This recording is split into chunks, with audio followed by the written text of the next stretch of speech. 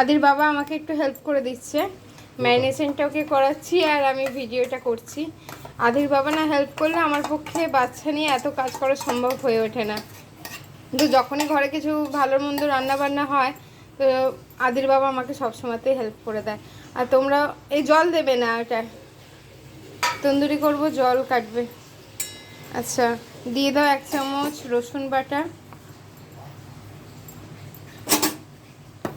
1 চামচ আদা বাটা, 2 চামচ দেবে আদা বাটাটা। আচ্ছা, দিয়ে দাও টক দই, পুরোটাই দিয়ে দেবে, পুরোটা না দিলেও পুরোটা লাগবে না, 3-4 চামচ মতো টক দই দাও। এটা মাংসর কাজে ইউজ হবে টক দইটা। 3-4 চামচ মতো টক দইটা দিয়ে দাও।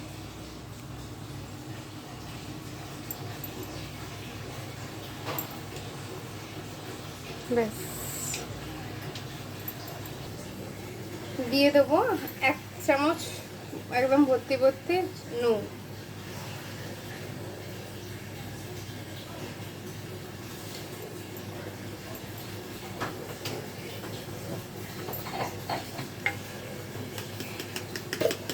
দিয়ে দেবো হলুদ, চামচটা রেখে দেওয়ার লাগবে না।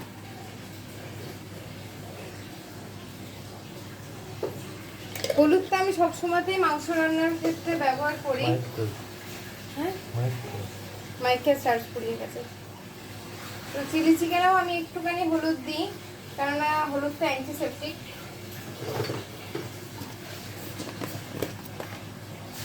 একটুখানি আমি দেবো লঙ্কার গুঁড়ো, কাশ্মীরি লঙ্কার গুঁড়ো।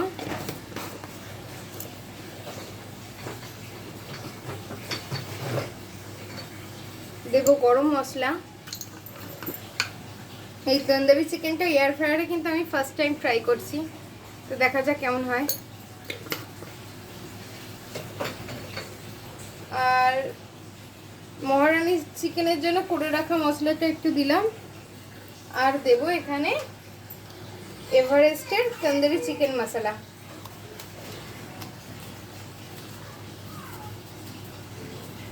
এটাই এনাফ, আর লাগবে না। আর একটু সর্ষের তেল দিয়ে এটাকে ম্যারিনেট করে ডিপ ফ্রিজের তলায় যে ট্রেটা সেটা রেখে দেবো, কেননা আমার হাতে বেশিক্ষণ সময় নেই। অলরেডি অলরেডি 1টা বাজে, তো তাই আমি এটাকে তাড়াতাড়ি করে ম্যারিনেট হওয়ার জন্য ডিপ ফ্রিজের নিচে দিয়ে এটাতে রেখে দেবো। আমি এখানে একটু বেশি করে সর্ষের তেলটা দিয়েছি। এবার এটাকে আদির বাবা ম্যারিনেট করবে। এটা ম্যারিনেশন করা হয়ে গেছে, আর এটা আমি ফ্রিজে রেখে দেবো। আর তারপর আমি ম্যারিনেট করব মহারানী চিকেনটা। এটা আদির। তো এখানে মহারানী চিকেনটার জন্য প্রিপারেশনটা রেডি করা হবে। প্রথমে দিয়ে দেবে আদা বাটা। না, পুরোটা না, 2 চামচ দাও ভর্তি ভর্তি করে।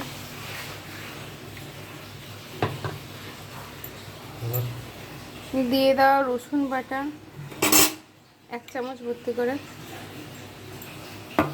আচ্ছা, দিয়ে দাও টক দই।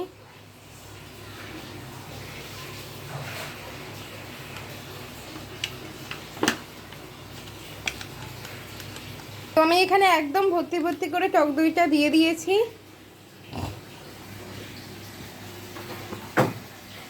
দিয়ে দেবো এখানে নুন। আমি যেহেতু চিকেনটা প্রায় 2 কেজি, আমি 2 চামচ 2.5 চামচ মতো নুন দিলাম। আর এখানে দিয়ে দেবো গোলমরিচ গুঁড়ো,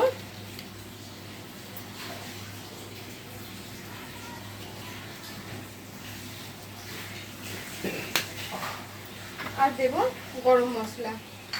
তো এই কটা জিনিস দিয়ে এখন এটা ম্যারিনেট করা থাকবে। তারপর বানাবো পোলাওটা। যে গরম মশলা দিয়ে দিয়েছি, এরপর বানাবো পোলাওটা।